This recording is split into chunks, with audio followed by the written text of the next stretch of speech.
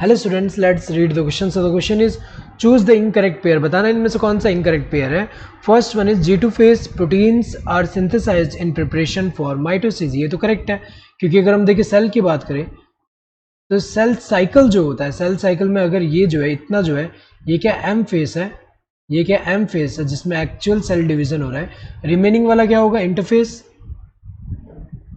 Interface और यहाँ पे इंटरफेस जो होगा ये सब डिवाइडेड है यहाँ पे तीन फेज में, G1 phase, S phase, then G2 phase. तो अगर देखा जाए जैसे सेल डिवाइड होगा यहाँ पे तो डॉटर सेल किस में एंटर हो रहा है, G1 फेज में सेल का ग्रोथ होगा एंड सेल मेटाबॉलिकली एक्टिव है. देन S फेज में जब एंटर होगा डीएनए रेप्लिकेशन होगा.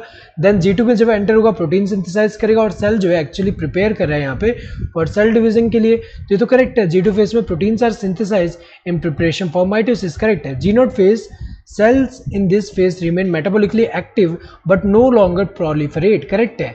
कुछ सेल्स जो होते हैं G1 फेज से ऐसे एग्जिट हो जाते हैं, G0 फेज में एंटर हो जाते हैं, जो कि क्या हो रहा है यहाँ पे चला गया तो आगे प्रोसीड नहीं कर पाएगा, मतलब सेल डिवाइड नहीं कर पाएगा. तो ये सेल जो है ये मेटाबॉलिकली तो एक्टिव होंगे लेकिन नो लॉन्गर ये प्रोलिफरेट नहीं कर पा रहे. जैसे एग्जाम्पल अगर हम देखें ये टेम्पररीली भी हो सकते हैं इसमें एंटर, या फिर अगर हम देखें परमानेंट भी हो सकते हैं. तो अगर हम देखें एग्जाम्पल जैसे कि हार्ट सेल हुए, न्यूरॉन सेल हुए, ये जो होते हैं ये क्या हो रहे हैं, ये अगर हम देखें ये मेटाबॉलिकली एक्टिव है, ये एंटर हो जाएंगे इसमें और मेटाबॉलिकली एक्टिव है लेकिन प्रोलिफरेट नहीं कर रहे. तो अगर देखा जाए ये वाला तो करेक्ट है. Next, S phase DNA replication and the centriole duplication begins in the nucleus.